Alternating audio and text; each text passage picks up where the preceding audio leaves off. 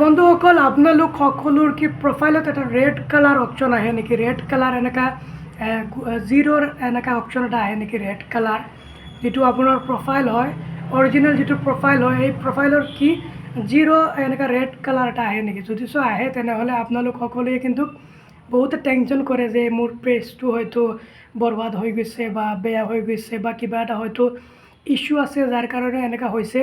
তো আপোনালোক সকলোকে মই কৈ দিছোঁ এইটো কোনো ইছ্যু নহয়, এইটো এটা ন'টিফিকেশ্যন হয়, গম পাইছে?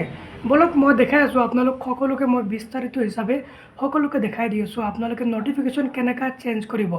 ভাবি লওক আপোনাৰ এটা পেজ আছে বা ইনষ্টাগ্ৰাম আছে, সকলোৰ কিন্তু ন'টিফিকেশ্যন চেক কৰাৰ পিছত এই বস্তুটো কিন্তু যায়গৈ, গম পাইছে?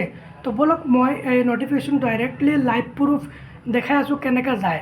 মোৰ কিন্তু অলৰেডি আছে, কেনেকৈ যায় এইটো আপোনালোক সকলোকে মই দেখাই আছোঁ। বলক বন্ধুসকল, আপোনালোক সকলোৱে প্ৰথমত যাব এই প্ৰফাইলত গৈ এই চাওক, এই ৰেড অপশ্যনটো আছে নহয়, আপোনালোক সকলোৱে কি কৰিব, চুজ অপশ্যনটো দেখি আছে, চুজ কৰি ল'ব।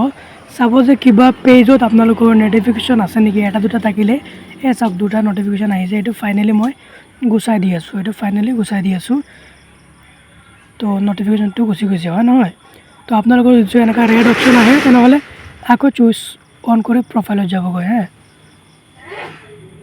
তাৰপিছত কি কৰিব, প্ৰফাইলত ক্লিক কৰক।